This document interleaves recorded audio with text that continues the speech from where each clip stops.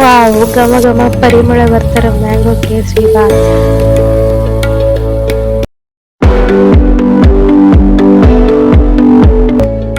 Hello, ಎಲ್ಲರಿಗೂ ನಮಸ್ಕಾರ. ನಾನು ನಿಮ್ಮ ಮಧುಶ್ರೀ. ಈಗ viral recipe mango kesari bath ಹೇಗೆ ಮಾಡೋದು ಅಂತ ನೋಡೋಣ. ನಂದಿನಿ ಬೆಣ್ಣೆ ಹಾಕೊಬೇಕು ಫಸ್ಟು ಕಾದಿರೋ ಬಾಣಲಿಗೆ. ಅದು ಸ್ವಲ್ಪ ಹೊತ್ತು ಕಾಯೋದಕ್ಕೆ ಬಿಡಿ, ಮೆಲ್ಟ್ ಆಗಬೇಕು. ನಂತರ ಡ್ರೈ ಫ್ರೂಟ್ಸು, ಗೋಡಂಬಿ, ದ್ರಾಕ್ಷಿ, ಬಾದಾಮಿ ಏನೇನಿದೆ ಎಲ್ಲ ಹಾಕೊಬೋದು.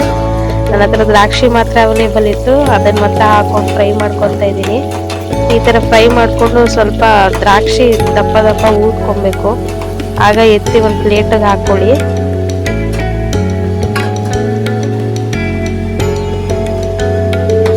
ಮತ್ತು ಅದೇ ತುಪ್ಪಕ್ಕೇನೆ ರವೆ ಹಾಕ್ಕೊಂಡು, ಅಂದರೆ ಸಣ್ಣ ರವೆ ಹಾಕ್ಕೊಂಡು ಚೆನ್ನಾಗಿ ಫ್ರೈ ಮಾಡ್ಕೊಬೇಕು.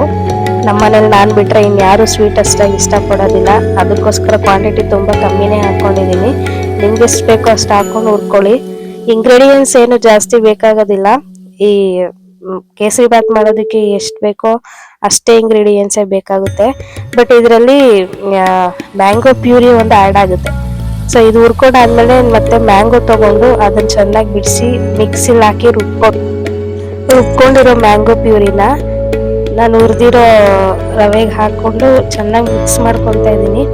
ಚೆನ್ನಾಗಿ ಹಾಕಿ ಮಿಕ್ಸ್ ಮಾಡ್ಕೊಬೇಕು ಈ ರೀತಿ.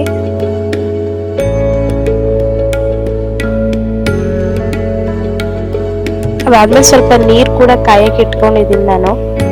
ಅದು ಕನ್ಸಿಸ್ಟೆನ್ಸಿ ನೋಡ್ಕೊಂಡು ಹಾಕ್ಕೋಬೇಕು. ಏಲಕ್ಕಿ ಕುಟ್ಟ ಹಾಕ್ಕೊಂಡಿದ್ದೀನಿ.